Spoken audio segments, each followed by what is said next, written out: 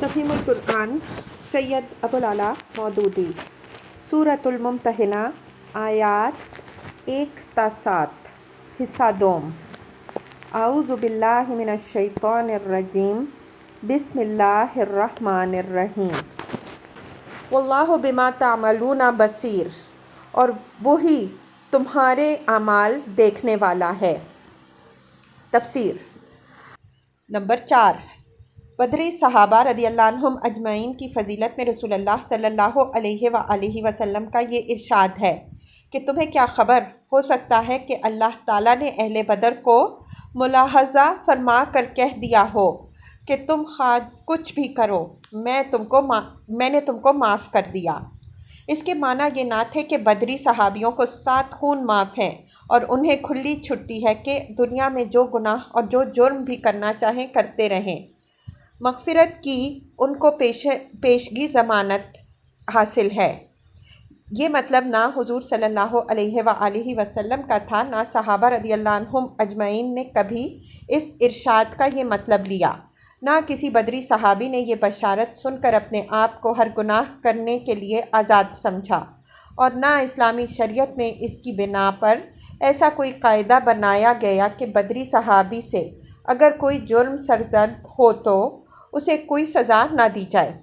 دراصل جس موقع و محل میں یہ بات فرمائی گئی تھی اس پر اور خود ان الفاظ پر جو آپ صلی اللہ علیہ وآلہ وسلم نے استعمال فرمائے ہیں، اگر غور کیا جائے تو اس ارشاد کا صاف مطلب یہ سمجھ میں آتا ہے کہ اہل بدر نے اللہ اور اس کے دین کے لیے اخلاص اور سرفروشی و جاں بازی کا اتنا بڑا کارنامہ انجام دیا ہے، جس کے بعد اگر اللہ تعالیٰ نے ان کے اگلے پچھلے سب گناہ معاف بھی فرما دیے ہوں تو یہ بھی اس خدمت اور اللہ کے کرم کو دیکھتے ہوئے کچھ بعید از امکان نہیں ہے۔ لہٰذا ایک بدری پر خیانت اور منافقت کا شبہ نہ کرو اور اپنے جرم کا جو سبب وہ خود بیان کر رہا ہے اسے قبول کر لو۔ نمبر 5 قرآن مجید میں رسول اللہ صلی اللہ علیہ وآلہ وسلم کے ارشاد سے یہ بات بھی واضح ہو جاتی ہے کہ کسی مسلمان کا کفار کے لیے جاسوسی کر بیٹھنا بجائے خود اس بات کا فیصلہ کر دینے کے لیے کافی نہیں ہے کہ وہ مرتد ہو گیا ہے یا ایمان سے خارج ہے یا منافق ہے۔ ایسا فیصلہ کرنے کے لیے اگر کچھ دوسرے قرائن و شواہد موجود ہوں تو بات الگ ہے، ورنہ اپنی جگہ یہ فعل صرف ایک جرم ہے، کفر نہیں۔ نمبر 6 قرآن مجید کی ان آیات سے یہ بات بھی واضح ہے کہ مسلمان کے لیے کفار کی جاسوسی کرنا کسی حال میں بھی جائز نہیں ہے، خواہ اس کی یا اس کے قریب ترین عزیزوں کی جان و مال کو کیسا ہی خطرہ لاحق ہو۔ نمبر 7 حضرت عمر رضی اللہ عنہ نے جب حضرت حاتب رضی اللہ عنہ کو جاسوسی کے جرم میں قتل کرنے کی اجازت طلب کی تو حضور صلی اللہ علیہ وآلہ وسلم نے جواب میں یہ نہیں فرمایا کہ یہ جرم مستوجب قتل نہیں ہے، بلکہ اجازت دینے سے انکار اس بنا پر کیا کہ حاتب رضی اللہ عنہ کا بدری ہونا ان کے مخلص ہونے کا صحیح ثبوت ہے، اور ان کا یہ بیان صحیح ہے کہ انہوں نے دشمنوں کی خیرخواہی کے لیے نہیں بلکہ اپنے بال بچوں کو ہلاکت کے خطرے سے بچانے کے لیے یہ کام کیا تھا۔ اس سے فقہا کے ایک گروہ نے یہ استدلال کیا کہ مسلمان جاسوس کے لیے عام قانون یہی ہے کہ قتل کیا جائے، الا یہ کہ بہت وزنی وجوہ اسے کم تر سزا دینے یا محض ملامت کر کے چھوڑ دینے کے لیے موجود ہوں۔ مگر فقہا کے درمیان اس مسئلے میں اختلاف ہے۔ امام شافعی رحمہ اللہ اور بعض دوسرے فقہا کا مسلک یہ ہے کہ مسلمان جاسوس کو تعزیر دی جائے مگر اس کا قتل جائز نہیں۔ امام ابو حنیفہ رحمہ اللہ اور امام اوزاعی رحمہ اللہ کہتے ہیں کہ اسے جسمانی عقوبت اور طویل قید کی سزا دی جائے۔ امام مالک رحمہ اللہ کہتے ہیں کہ اسے قتل کیا جائے، لیکن مالکی فقہا کے اقوال اس مسئلے میں مختلف ہیں۔ اشہب کہتے ہیں کہ امام کو اس معاملے میں وسیع اختیارات حاصل ہیں، جرم اور مجرم کے حالات دیکھتے ہوئے وہ اپنے اجتہاد سے کوئی سزا دے سکتا ہے۔ ایک قول امام مالک رحمہ اللہ اور ابن القاسم کا بھی یہی ہے۔ ابن الماجشون اور عبد الملک بن حبیب کہتے ہیں کہ اگر مجرم نے جاسوسی کی عادت ہی بنا لی ہو تو اسے قتل کیا جائے۔ ابن وہب کہتے ہیں کہ جاسوس کی سزا تو قتل ہی ہے، مگر وہ اس فعل سے تائب ہو جائے تو اسے معاف کیا جا سکتا ہے۔ سحنون کہتے ہیں کہ اس کی توبہ صحیح ہے یا محض فریب، اس کا علم آخر کیسے ہو سکتا ہے، اس لیے اسے قتل ہی کیا جانا چاہیے۔ ابن القاسم کا بھی یہ ایک قول اس کی تائید میں ہے، اور اصبغ کہتے ہیں کہ حربی جاسوس کی سزا قتل ہے، مگر مسلم اور ذمی جاسوس کو قتل کے بجائے عقوبت دی جائے گی، الا یہ کہ وہ مسلمانوں کے مقابلے میں دشمنوں کی کھلی کھلی مدد کر رہا ہو۔ احکام القرآن ابن العربی عمدۃ القاری فتح الباری۔ نمبر 8، حدیث مذکور سے اس امر کا جواز بھی نکلتا ہے کہ تفتیش جرم کے لیے اگر ضرورت پڑے تو ملزم مرد ہی نہیں عورت کے کپڑے بھی اتارے جا سکتے ہیں۔ حضرت علی رضی اللہ عنہ، حضرت زبیر رضی اللہ عنہ اور حضرت مقداد رضی اللہ عنہ نے اگرچہ اس عورت کو براہنہ نہیں کیا، لیکن انہوں نے اس کی دھمکی دی تھی کہ وہ خط حوالے نہ کرے گی تو اسے براہنہ کر کے اس کی تلاشی لیں گے۔ ظاہر ہے کہ اگر یہ فعل جائز نہ ہوتا تو یہ 3 جلیل القدر صحابی اس کی دھمکی نہیں دے سکتے تھے، اور قیاس یہ کہتا ہے کہ انہوں نے ضرور واپس جا کر نبی صلی اللہ علیہ وآلہ وسلم کو اپنی مہم کی روداد سنائی ہوگی۔ حضور صلی اللہ علیہ وآلہ وسلم نے اگر اس پر ناپسندیدگی کا اظہار کیا ہوتا تو وہ ضرور منقول ہوتا، اسی لیے فقہا نے اس کے جواز کا فتویٰ دیا ہے۔ عمدۃ القاری۔ قد کانت لکم اسوۃ حسنۃ فی ابراہیم والذین معہ۔ تم لوگوں کے لیے ابراہیم علیہ السلام اور اس کے ساتھیوں میں ایک اچھا نمونہ ہے۔ اذ قالوا لقومہم انا براء منکم ومما تعبدون من دون اللہ، کہ انہوں نے اپنی قوم سے صاف کہہ دیا ہم تم سے اور تمہارے ان معبودوں سے جن کو تم خدا کو چھوڑ کر پوجتے ہو قطعی بیزار ہیں۔ کفرنا بکم، ہم نے تم سے کفر کیا۔ تفسیر، یعنی ہم تمہارے کافر ہیں، نہ تمہیں حق پر مانتے ہیں نہ تمہارے دین کو۔ اللہ پر ایمان کا لازمی تقاضا طاغوت سے کفر ہے۔ فَمَن يَكْفُرْ بِالطَّاغُوتِ وَيُؤْمِن بِاللَّهِ فَقَدِ اسْتَمْسَكَ بِالْعُرْوَةِ الْوُثْقَىٰ لَا انفِصَامَ لَهَا، پس جو شخص طاغوت سے کفر کرے اور اللہ پر ایمان لے آئے، اس نے در حقیقت مضبوط سہارا تھام لیا جو ٹوٹنے والا نہیں ہے۔ البقرہ 256۔ وَبَدَأَ بَيْنَنَا وَبَيْنَكُمُ الْعَدَاوَةُ وَالْبَغْضَاءُ، اور ہمارے اور تمہارے درمیان ہمیشہ کے لیے عداوت ہو گئی اور بیر پڑ گئی، ابداً ہمیشہ کے لیے، حتیٰ تؤمنوا باللہ وحدہ، جب تک کہ تم اللہ واحد پر ایمان نہ لاؤ۔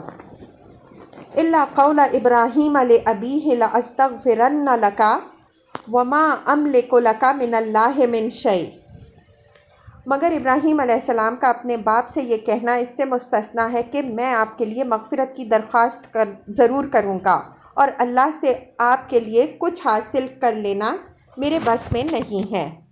تفسیر، دوسرے الفاظ میں اس کا مطلب یہ ہے کہ تمہارے لیے حضرت ابراہیم علیہ السلام کی یہ بات تو قابل تقلید ہے کہ انہوں نے اپنی کافر و مشرک قوم سے صاف صاف بیزاری اور قطع تعلق کا اعلان کر دیا، مگر ان کی یہ بات تقلید کے قابل نہیں ہے کہ انہوں نے اپنے مشرک باپ کے لیے مغفرت کی دعا کرنے کا وعدہ کیا اور عملاً اس کے حق میں دعا کی، اس لیے کہ کافروں کے ساتھ محبت اور ہمدردی کا اتنا تعلق بھی اہل ایمان کو نہ رکھنا چاہیے۔ سورہ توبہ آیت 113 میں اللہ تعالیٰ کا صاف صاف ارشاد ہے، مَا كَانَ لِلنَّبِيِّ وَالَّذِينَ آمَنُوا أَن يَسْتَغْفِرُوا لِلْمُشْرِكِينَ وَلَوْ كَانُوا أُولِي قُرْبَىٰ، نبی کا یہ کام نہیں ہے اور نہ ان لوگوں کا کو یہ زیبا ہے جو ایمان لائے کہ مشرکوں کے لیے دعائے مغفرت کریں، خواہ وہ ان کے قریبی رشتہ دار ہی کیوں نہ ہوں۔ پس کوئی مسلمان اس دلیل سے اپنے کافر عزیزوں کے حق میں دعائے مغفرت کرنے کا مجاز نہیں ہے کہ یہ کام حضرت ابراہیم علیہ السلام نے کیا تھا۔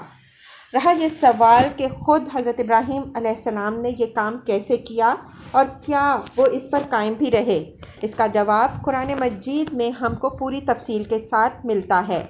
ان کے باپ نے جب ان کو گھر سے نکال دیا تو چلتے وقت انہوں نے کہا، سلام علیک سأستغفر لک ربی، آپ کو سلام ہے، میں اپنے رب سے آپ کے لیے مغفرت کی دعا کروں گا۔ سورہ مریم آیت 47۔ اسی وعدے کی بنا پر انہوں نے 2 مرتبہ اس کے حق میں دعا کی۔ ایک کا ذکر سورہ ابراہیم آیت 41 میں ہے، ربنا اغفر لی ولوالدی وللمؤمنین یوم یقوم الحساب، اے ہمارے پروردگار مجھے اور میرے والدین کو اور سب مومنوں کو اس روز معاف کر دیجیے جب حساب لیا جانا ہے۔ اور دوسری دعا سورہ شعراء آیات 86 تا 87 میں ہے، واغفر لأبی انہ کان من الضالین ولا تحزنی یوم یبعثون، میرے باپ کو معاف کر دے کہ وہ گمراہوں میں سے تھا، اور مجھے اس دن رسوا نہ کر جب سب لوگ زندہ کر کے اٹھائے جائیں گے۔ لیکن بعد میں جب ان کو یہ احساس ہو گیا کہ اپنے جس باپ کی مغفرت کے لیے وہ دعا کر رہے ہیں وہ تو اللہ کا دشمن ہے، تو انہوں نے اس سے تبرئی کی اور اس کے ساتھ ہمدردی اور محبت کا یہ تعلق بھی جوڑ لیا۔ وما کان استغفار ابراہیم لأبیہ الا عن موعدۃ وعدہا ایاہ فلما تبین لہ انہ عدو للہ تبرأ منہ ان ابراہیم لأواہ حلیم۔ سورہ توبہ آیت 114۔ اور ابراہیم علیہ السلام کا اپنے باپ کے لیے مغفرت کی دعا کرنا اس کے سوا کسی وجہ سے نہ تھا کہ ایک وعدہ تھا جو اس نے اپنے باپ سے کر لیا تھا۔ پھر جب اس پر یہ بات واضح ہو گئی کہ وہ اللہ کا دشمن تھا تو اس نے اس سے بیزاری کا اظہار کر دیا۔ حقیقت یہ ہے کہ ابراہیم علیہ السلام ایک رقیق القلب اور نرم خو آدمی تھا۔ ان آیات پر غور کرنے سے یہ اصولی حقیقت واضح ہو جاتی ہے کہ انبیاء علیہم السلام کا صرف وہی عمل قابل تقلید ہے جس پر وہ آخر وقت تک قائم رہے ان کے وہ اعمال جن کو انہوں نے بعد میں خود چھوڑ دیا ہو یا جن پر اللہ تعالیٰ نے انہیں قائم نہ رہنے دیا ہو یا جن کی ممانعت اللہ تعالیٰ کی شریعت میں وارد ہو چکی ہو، وہ قابل تقلید نہیں ہیں، اور کوئی شخص اس حجت سے ان کے ایسے اعمال کی پیروی نہیں کر سکتا کہ یہ فلاں نبی کا عمل تھا۔ یہاں ایک اور سوال بھی پیدا ہوتا ہے جو آدمی کے ذہن میں کھٹک پیدا کر سکتا ہے۔ آیت زیر بحث میں اللہ تعالیٰ نے حضرت ابراہیم علیہ السلام کے جس قول کو قابل تقلید نمونہ ہونے سے مستثنیٰ قرار دیا ہے اس کے 2 حصے ہیں۔ ایک حصہ یہ ہے کہ انہوں نے اپنے باپ سے کہا کہ میں آپ کے لیے مغفرت کی دعا کروں گا۔ دوسرا حصہ یہ ہے کہ میرے بس میں کچھ نہیں ہے کہ اللہ سے آپ کو معافی دلوا دوں۔ ان میں سے پہلی بات کا قابل تقلید نہ ہونا تو سمجھ میں آتا ہے، مگر دوسری بات میں کیا خرابی ہے کہ اسے بھی نمونہ قابل تقلید ہونے سے مستثنیٰ کر دیا جائے، حالانکہ وہ بجائے خود حق بات ہے۔ اس کا جواب یہ ہے کہ حضرت ابراہیم علیہ السلام کا یہ قول استثناء میں اس وجہ سے داخل ہوا کہ جب کوئی شخص کسی سے ایک کام کا وعدہ کرنے کے بعد یہ کہتا ہے کہ اس سے زیادہ تیرے لیے کچھ کرنا میرے بس میں نہیں ہے، تو اس سے خود بخود یہ مطلب نکلتا ہے کہ اگر اس سے زیادہ کچھ کرنا اس کے بس میں ہوتا تو وہ شخص اس کی خاطر وہ بھی کرتا۔ یہ بات اس آدمی کے ساتھ اس شخص کے ہمدردانہ تعلق کو اور بھی زیادہ شدت کے ساتھ ظاہر کرتی ہے۔ اسی بنا پر حضرت ابراہیم علیہ السلام کا یہ دوسرا قول بھی استثناء میں شامل کیے جانے کا مستحق ہے، اگرچہ اس کا یہ مضمون بجائے خود برحق تھا کہ اللہ سے کسی کی مغفرت کروا دینا ایک نبی تک کے اختیار سے باہر ہے۔ علامہ آلوسی رحمہ اللہ نے بھی روح المعانی میں اس سوال کا یہی جواب دیا ہے۔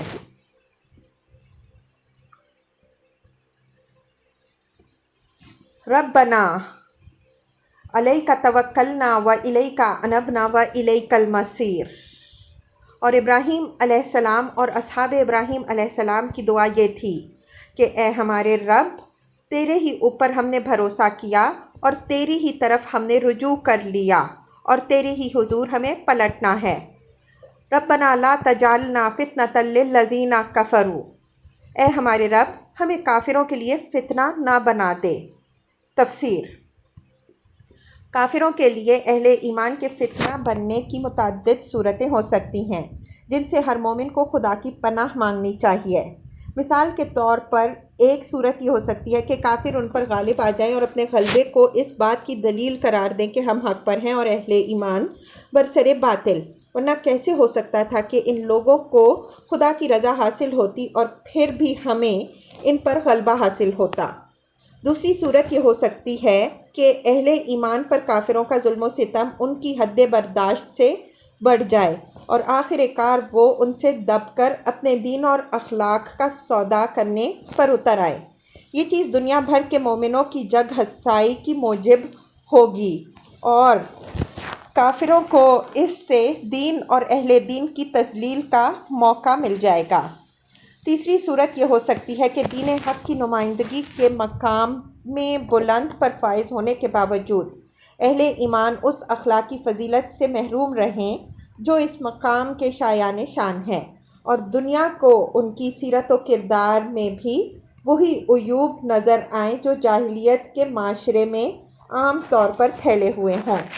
اس سے کافروں کو یہ کہنے کا موقع ملے گا کہ اس دین میں وہ آخر خوبی کیا ہے جو اسے ہمارے کفر پر شرف عطا کرتی ہو۔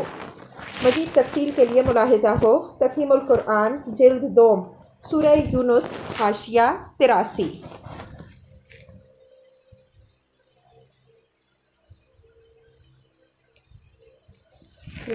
وَاغْفِرْ لَنَا رَبَّنَا، اور اے ہمارے رب ہمارے قصوروں سے درگزر فرما۔ اِنَّكَ أَنْتَ الْعَزِيزُ الْحَكِيمُ، بے شک تو ہی زبردست اور دانا ہے۔ لَقَدْ كَانَ لَكُمْ فِيهِمْ أُسْوَةٌ حَسَنَةٌ لِمَنْ كَانَ يَرْجُو اللَّهَ وَالْيَوْمَ الْآخِرَ، انہی لوگوں کے طرز عمل میں تمہارے لیے اور ہر اس شخص کے لیے اچھا نمونہ ہے جو اللہ اور روز آخرت کا امیدوار ہو۔ تفسیر۔ یعنی جو اس بات کی توقع رکھتا ہو کہ ایک روز اللہ کے حضور حاضر ہونا ہے اور اس چیز کا امیدوار ہو کہ اللہ اسے اپنے فضل سے نوازے اور روز آخرت میں اسے سرخروئی نصیب ہو۔ وَمَن يَتَوَلَّ فَإِنَّ اللَّهَ هُوَ الْغَنِيُّ الْحَمِيدُ، اس سے کوئی منحرف ہو تو اللہ بے نیاز اور اپنی ذات میں محمود ہے۔ تفسیر۔ یعنی اللہ کو ایسے ایمان لانے والوں کی کوئی حاجت نہیں ہے جو اس کے دین کو ماننے کا دعویٰ بھی کریں اور پھر اس کے دشمنوں سے بھی دوستی رکھیں۔ وہ بے نیاز ہے، اس کی خدائی اس کی محتاج نہیں ہے کہ یہ لوگ اسے خدا مانیں، اور وہ اپنی ذات میں آپ محمود ہے۔ اس کا محمود ہونا اس بات پر موقوف نہیں ہے کہ یہ اس کی حمد کریں۔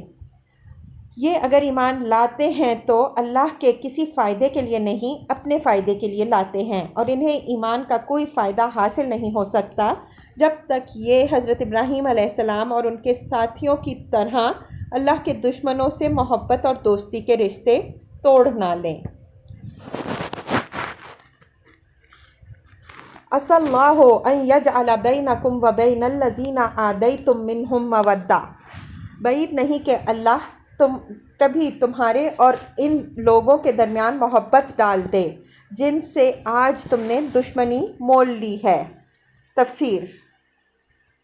اوپر کی آیات میں مسلمانوں کو اپنے کافر رشتہ داروں سے قطع تعلق کی جو تلقین کی گئی تھی، اس پر سچے اہل ایمان اگرچہ بڑے صبر کے ساتھ عمل کر رہے تھے، مگر اللہ کو معلوم تھا کہ اپنے ماں باپ، بہن بھائیوں اور قریب ترین عزیزوں سے تعلق توڑ لینا کیسا سخت کام ہے، اور اس سے اہل ایمان کے دلوں پر کیا گزر رہی ہے۔ اس لیے اللہ تعالیٰ نے ان کو تسلی دی ہے کہ وہ وقت دور نہیں ہے جب تمہارے یہی رشتہ دار مسلمان ہو جائیں گے اور آج کی دشمنی کل پھر محبت میں تبدیل ہو جائے گی۔ جب یہ بات فرمائی گئی تھی اس وقت کوئی شخص بھی یہ نہیں سمجھ سکتا تھا کہ یہ نتیجہ کیسے رونما ہوگا، مگر ان آیات کے نزول پر چند ہی ہفتے گزرے تھے کہ فتح مکہ ہو گیا۔ قریش کے لوگ فوج در فوج اسلام میں داخل ہونے لگے اور مسلمانوں نے اپنی آنکھوں سے دیکھ لیا کہ جس چیز کی انہیں امید دلائی گئی تھی وہ کیسے پوری ہوئی۔